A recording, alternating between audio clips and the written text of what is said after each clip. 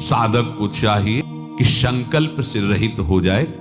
मन में होने वाली स्फुरणा यदि संकल्प का रूप धारण ना करे तो स्फुरणा तुम्हारा कुछ नहीं बिगाड़ पाएगी, वो सत्ता नष्ट हो जाएगी। स्फुरणा होने से हानि नहीं है, पतन नहीं है, वो स्वयं नष्ट हो जाएगी। परंतु स्फुरणा को अगर संकल्प में बदल दिया तो संकल्प से हानि हो जाएगी। संकल्प बना लिया, ऐसे कर लेते हैं, ना भी करो तो भी उसके करने का जो परिणाम है वो आपके हृदय में आ गया। संकल्प ऐसा कर देते हैं तो परिणाम जो उसका मलिनता है वो आपका उसी समय हृदय हो गया। और अच्छा भाव यदि यही भगवान के प्रति कर लिया जाए, भगवत सेवा के लिए कर लिया जाए, तो क्रिया हो या ना हो आपका हृदय पवित्र हो रहा है। पर ये जो संकल्प राग और द्वेषात्मक एक जगत की बात है, प्रभु के मार्ग में प्रभु के लिए जो भावना बनाई जाती है उसे संकल्प नहीं कहते, उसे भावना कहते हैं। भावोत्सवेन भजता। संकल्पों का त्यागी ही साधक है, उपासक है, जिज्ञासु है। संकल्पों का त्याग किए बिना कोई अपने मन की जो चाहते हैं उनको मिटा नहीं पाएगा। उनको मिटाए बिना कोई योगी नहीं हो सकता, चाहे ज्ञान योगी हो, चाहे भक्ति योगी हो, चाहे कर्म योगी हो। और योगारूढ़ हुए बिना किसी को भगवत साक्षात्कार नहीं होता। योगारूढ़ हुए बिना किसी को भगवत साक्षात्कार नहीं होता। मनुष्य जन्म की सार्थकता है प्रभु में प्रेम हो जाना। इसी प्रेम से समस्त दुखों का नाश हो जाता है, समस्त पापों का नाश हो जाता है। पर बिना संकल्प का त्याग किए कोई प्रेमी नहीं हो सकता। इसीलिए आप संकल्प मत कीजिए, आप मेरी आज्ञा अनुसार करिए। उपासक को भगवद आज्ञा, शास्त्र भगवद आज्ञा, वो संकल्प क्यों करेगा? जैसी आज्ञा वैसा कर रहा है। संकल्प त्याग के लिए कुछ उपाय हैं। पहली बात, प्रभु हमारे हैं। प्रभु ने मुझे अपनी प्राप्ति के लिए ही मनुष्य जन्म दिया है अपनी तरफ से। अब इसमें हमारा उद्धार निश्चित है। ये अमूल्य मनुष्य जन्म प्रभु ने दिया है अपनी प्राप्ति के लिए, इसमें उद्धार हमारा निश्चित है। इसलिए अब हम भोगों का कोई संकल्प नहीं करेंगे, अब हम भगवत प्राप्ति के मार्ग में चलेंगे। इससे आपको बल मिलेगा, इससे आप व्यर्थ के संकल्पों को रोक सकेंगे। जहां कोई संकल्प बनने लगे तहां ये बात वही अंदर ही अंदर चलाने लगो, ये जन्म केवल भगवत प्राप्ति के लिए नहीं, हम भोगों का संकल्प नहीं कर सकते, वो कट जाएगा। दूसरा, उपासक को अपने कर्तव्य का पालन करना है, जो गुरुदेव आज्ञा कर रहे हैं, जो संत महापुरुष जन, जो शास्त्र, उसमें हमारा संकल्प क्या? उनकी आज्ञा का पालन कर रहे हैं, अपने कर्तव्य का पालन कर रहे हैं। हमारा अपने सुख के लिए कोई संकल्प नहीं। हमारा सुख तो गुरु आज्ञा पालन में है, भगवद आज्ञा पालन करने में है। इसलिए मैं संकल्प में नहीं फंसूंगा, जो आज्ञा है उसी के अनुसार चलूंगा, अर्थात अपने कर्तव्य कर्म को करूंगा। संकल्प कर्तव्य कर्म करने के लिए नहीं होता, वो तो स्वाभाविक है, सहज कर्म है। भगवद आज्ञा का पालन करना, गुरु आज्ञा का पालन करना सहज कर्म है। भगवद आज्ञा का पालन करना, गुरु आज्ञा का पालन करना। उपासक को इस बात पर दृढ़ रहना चाहिए कि एकमात्र प्रभु की सत्ता है, संकल्पों की सत्ता नहीं है। इसलिए हमें कोई संकल्प नहीं करना। प्रभु है, जैसा चाहेंगे वैसा कराएंगे, हम क्यों संकल्प करें? ना किसी संकल्प में राग, ना किसी संकल्प में द्वेष, हमारा उससे संबंध ही नहीं है। समझ में आ रहा है? पहला, हमारा जन्म भगवान की कृपा से हुआ है मनुष्य शरीर में। इसका उद्देश्य एकमात्र भगवत प्राप्ति है और मेरे को निश्चित इसी जन्म में भगवत प्राप्ति होगी, क्योंकि प्रभु ने विधान रचा है। इसलिए मुझे अब किसी भोगों का संकल्प नहीं बनने देना। राधा राधा राधा। हमें कोई संकल्प करके कार्य नहीं करना, हमें भगवद आज्ञा, गुरु आज्ञा का पालन करना है, संकल्प के द्वारा नहीं। ध्यान दीजिए, उपासक संकल्प के द्वारा साधन नहीं करता। उपासक गुरु आज्ञा, शास्त्र आज्ञा का पालन करता है, उसे ही कर्तव्य कर्म कहते हैं। तीसरा, मेरे प्रभु सर्वसमर्थ विराजमान हैं, मुझे संकल्प करने की क्या आवश्यकता है, वो जैसा चाहेंगे वैसा कराएंगे। चौथा,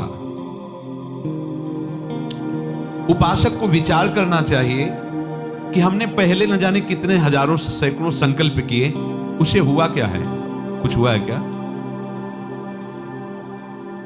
आगे के लिए हम संकल्प करें, कुछ कर पाएंगे क्या? अगला सेकंड है भी कि नहीं हमें पता नहीं, क्या संकल्प?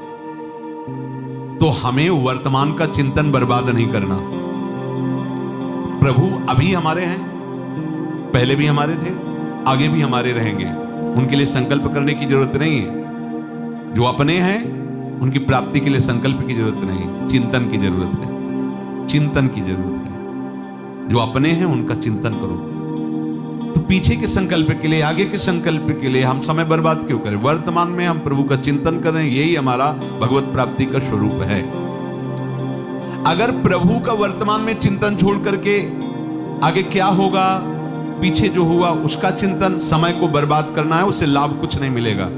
वर्तमान का समय भगवत चिंतन नहीं जा रहा है, लिख लो, आगे अमंगल है। चाहे जितना पीछे का चिंतन करो, उस क्रिया के चिंतन से, पीछे बीते हुए समय के चिंतन से तुम्हें कोई लाभ नहीं मिलना। क्या करो? भगवत चिंतन करो। पीछे के हुए अपराध और गलतियों का समापन, जड़ से नष्ट, वर्तमान का भगवत चिंतन, और आगे लिख लो आपका भविष्य परम मंगलमय होगा। यदि वर्तमान में भगवत चिंतन चल रहा है तो वर्तमान में हमें संकल्प विकल्प बिल्कुल नहीं करना। ये संकल्प अगर हमारा बनता रहा तो फिर हमारा जन्म बनता रहेगा। संकल्प मिटाना है। अपने आराध्य देव का बल यदि हृदय में तुम्हारे आ गया तो तुम्हें परास्त कौन कर सकता है? क्यों? क्योंकि उसी आराध्य देव के बल से तो माया बलवान है। माया में सामर्थ्य किसकी है? आराध्य देव की शक्ति ही तो है वो। और हम आराध्य देव की भक्ति रूपी शक्ति से युक्त हो रहे, अब माया परास्त नहीं कर सकते।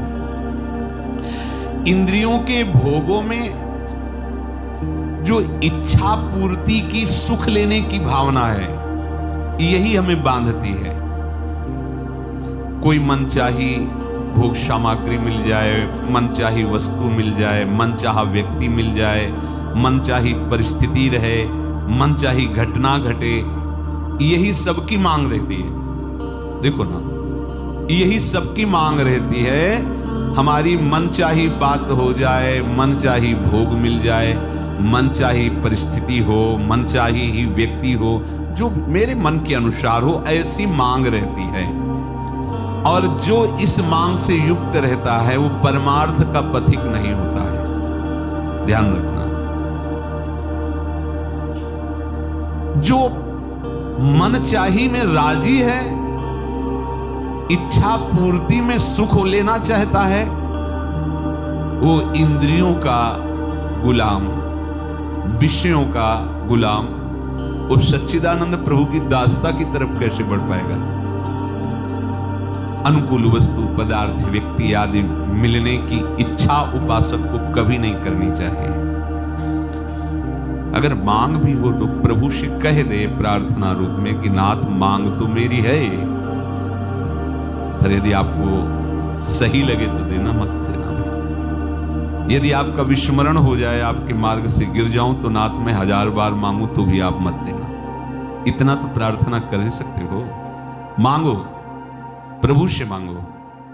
मांग के साथ ही प्रार्थना कर दो कि प्रभु मुझे पता नहीं जो मैं मांग रहा हूं मेरा मंगल होगा कि अमंगल होगा, पर आप जानते हो। यदि आप से दूरी बनाने वाला ये विषय है तो प्रभु मेरे मांगने पर भी कभी मत देना। मेरी मनचाही कभी मत करना नाथ, आप अपनी मनचाही करना। इतना तो स्वीकार कर लो। पहली बात तो मांगना ही नहीं, क्योंकि वो सर्वज्ञ है, पर यदि मांगने का स्वभाव है तो प्रभु से केवल मांगो। साथ में ये प्रार्थना जरूर कर दो कि नाथ मेरी मनचाही ना हो, आपकी मनचाही हो। आपके लिए हमारा ये जन्म हुआ है, अब मैं आपसे विमुख ना हूं। 1000 बार मांगू तो भी आप वो मत देना जो आपसे विमुख कर दे।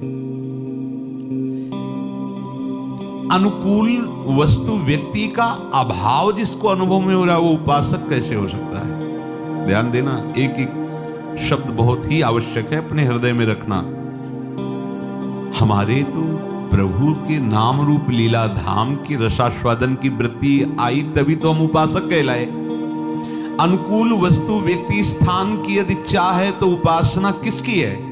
संसार की या संसार के स्वामी की? देखो ना, हम कहलाते हैं प्रभु के दास, पर हमें इंद्रियों के दास, भोगों के दास, अनुकूलता के दास, मन के दास। हम कहां प्रभु के दास हैं? अंदर से देखिए तो किसी भी अनुकूलता प्रारब्ध के अनुसार आ सकती मनचाही वस्तु, पर आपको अपनी इच्छा पूर्ति नहीं करनी, सुख भोग नहीं करना, क्योंकि सुख है नहीं, वो फंसाने के लिए माया ने भेजा है।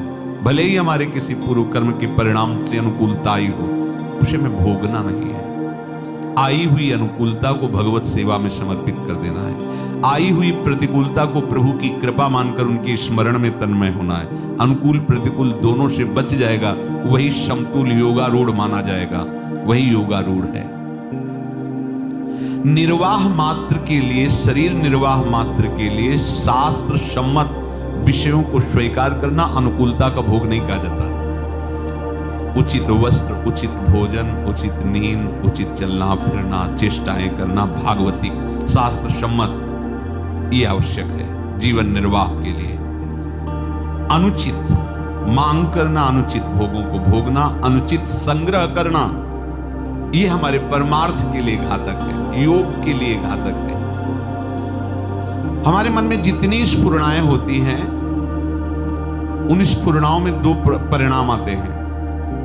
एक तो रागात्मक, ये अच्छा है, ये अच्छा है, और एक द्वेषात्मक, राग द्वेष जनित स्फुरणाएं होती हैं। दोनों में संकल्प बनता है। राग जनित जो स्फुरणा है वो संकल्प बनाती है ये मिल जाए, सदैव हमारे पास रहे। द्वेष जनित ये नष्ट हो जाए, ये कभी हमारे पास न रहे। ये राग द्वेष में ही हमारा हृदय विचरता रहता है। सावधान, ये जो हमें मिल जाए और हम सुखी हो जाएंगे, ये व्यक्ति मिल जाए, ये वस्तु मिल जाए, ये स्थान मिल जाए, ये पदार्थ मिल जाए, ये स्फुरणा अंदर होती है, उसमें लिप्तता आती है। लिप्तता से ही वो स्फुरणा संकल्प रूप धारण कर लेती है, और संकल्प ही बंधन है। सर्व संकल्प सन्यासी, चाहे वो भक्त हो, चाहे वो योगी हो, चाहे वो ज्ञानी हो, अगर हृदय में भोगों का संकल्प, संसार की नाना प्रकार की पद प्रतिष्ठा का संकल्प, तो हरि पार्षद बनने की योग्यता नहीं आएगी। ये बहुत बड़ा पद, इससे बड़ा कोई पद नहीं। इस पद को ब्रह्मा जी भी प्रणाम करते हैं, हरि पार्षद। फिर प्रिया चरणारविंद की आसक्ति से होकर प्रिया सखी, ये तो न देवैर ब्रह्मादेर न खलु हरि भक्तैर न सुहृदा दिभिरी अद्वै राधा मधुपति रास्यम सुविदितम तयोर दासी भूत्वा। ये तो और भी दुर्लभ बात है। ध्यान दीजिए, हमारे हृदय में दो तरह की स्फुरणाएं होती रहती हैं, अनुकूल रागात्मक, प्रतिकूल द्वेषात्मक, दोनों का संकल्प बनता है। उपासक को चाहिए कि संकल्प ना बनने दे। उसके लिए आपके पास काट है भजन, नाम जप, मंत्र जप, गुण कीर्तन। जब आप बैठे उसी का मनन करेंगे तो संकल्प बना देगा हृदय। संकल्प बना कि बंध गए आप। जो संकल्प बना, द्वेषात्मक या रागात्मक, आपको पता नहीं, वो गांठ बंध गई, वो आपको अशांति प्रदान करेगी, दुख प्रदान करेगी। ये दोनों ही संकल्प ऐसा बंधन डाल देते हैं जिससे केवल अशांति, दुख और हानि के सिवा आज तक किसी को कुछ नहीं मिला। तो कुछ नहीं मिला, वो संकल्प करता चला गया, करोड़पति बन गया, अरबपति बन गया, अमुक पद पे पहुंच गया। परिणाम विनाशी शरीर, विनाशी पद, विनाशी भोग, विनाशी धन। शरीर छूटा, क्या लेके जाएगा? लगा के परिणाम में हाथ क्या लगा? उसका राग, उसके अंदर की द्वेष वृत्ति, वही आगे जन्म का कारण बन जाएगी। इतना सुंदर मनुष्य शरीर भगवत प्राप्ति के लिए मिला, वो भी हट जाएगा। ये दोनों संकल्प, सुखद या दुखद, ना तो स्वरूप का बोध होने देते हैं और ना भगवान से प्रेम होने देते हैं।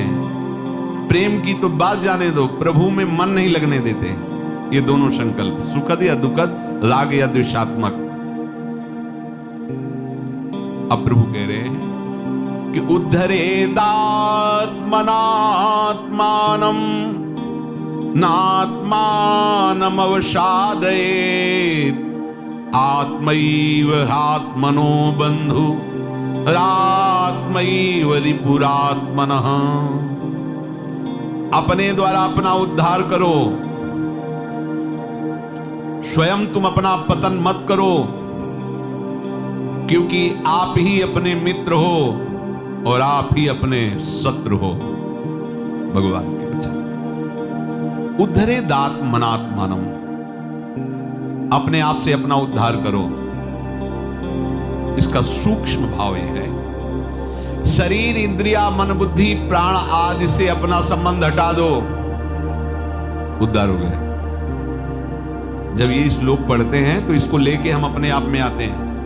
ध्यान देना, जब कभी व्याख्या होगी और जब कभी हम चिंतन करेंगे तो उद्धरे दात मनात्मानम, अपने द्वारा अपना उद्धार करो, तो हम इसको तुरंत लेते हैं, ये पूरे ढांचे को, और इसे अपना मान लेते हैं। कभी उद्धार नहीं होगा, यही गलती मिटानी है।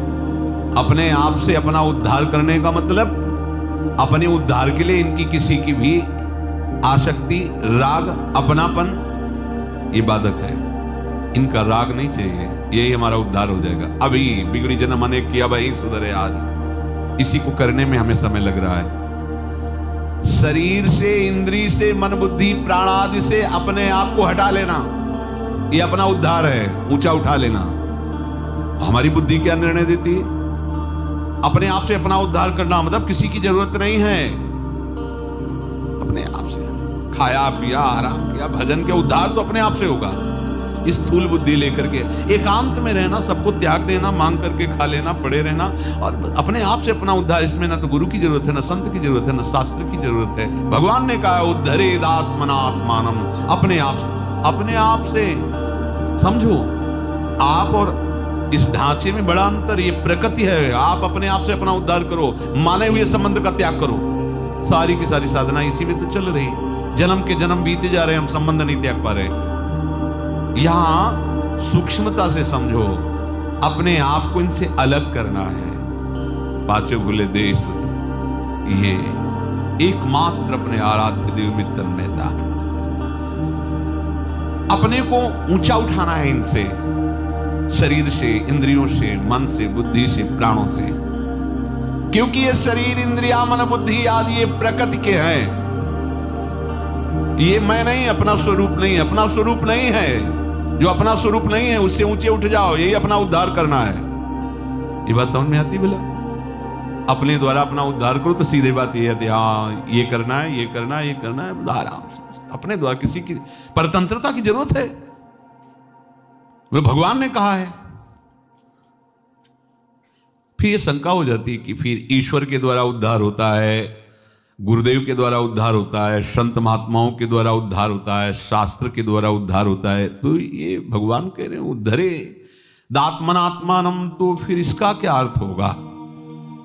गुरु बिनु भव निधि तरय न कोई, बोले जब दबहि दीन दयालु राघो तो साधु संगति पाइए। ये क्या है? शास्त्र स्वाध्याय, संतों का संग, गुरुदेव की कृपा, भगवान की कृपा, इससे उद्धार होता है। अभी तक सुना। और यहां कह रहे हैं उद्धरेद आत्मनात्मानम, स्वयं भगवान कह रहे हैं। तो भी इसका मतलब क्या हुआ?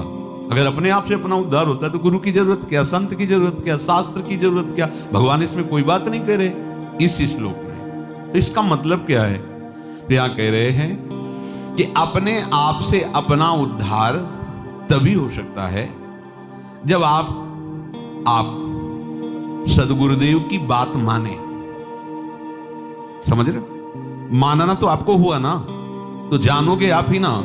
मानो ना आप तो क्या जान जाओगे? शास्त्र की बात, भगवान की बात, ये भगवान की बात है ना, गुरु की बात, संत की बात, कहने में चार हुए, लेकिन भक्ति भक्त भगवंत गुरु चतुर नाम बपु एक, ये एक ही है। कोई भी आज तक ऐसा नहीं हुआ कि संत महात्माओं की बात ना माने, गुरु की बात ना माने, शास्त्र की बात ना माने और उसका उद्धार हो गया हो। एक भी प्रमाण नहीं मिलेगा आपको। अगर वो नहीं मान रहा तो भगवान के अवतार हो गए हैं, बड़े बड़े सिद्ध महापुरुष हो गए हैं, आचार्य रूप में भगवान अवतरित हुए, लेकिन हमारा उद्धार नहीं हुआ। क्यों नहीं हुआ?